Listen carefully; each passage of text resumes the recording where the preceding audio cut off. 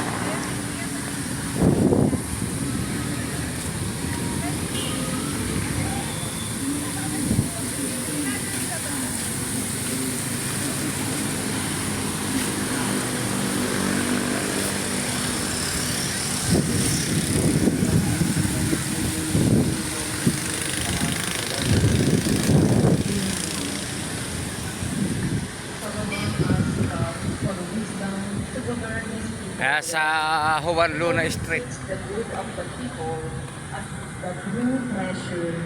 Ito yung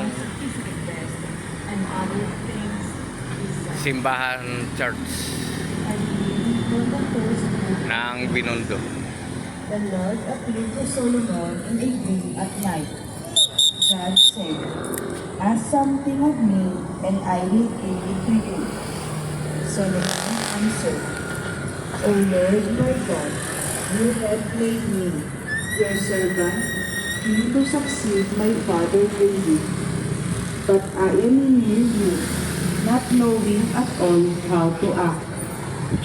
I serve you in the midst of the people whom you have chosen, a people so vast that it cannot be numbered or counted.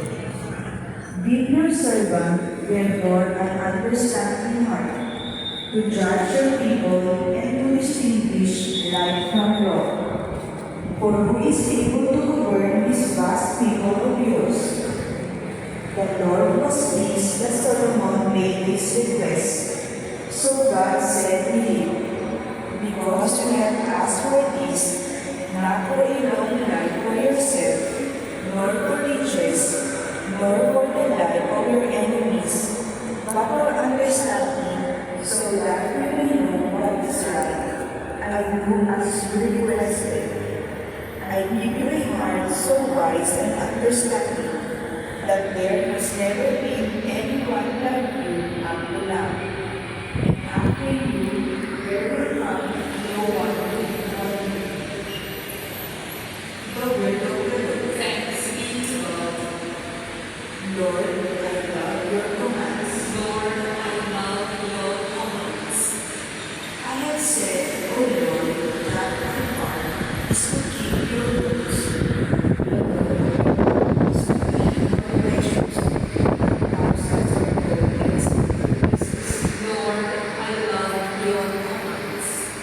Let your kindness comfort me, according to your promise to your servant.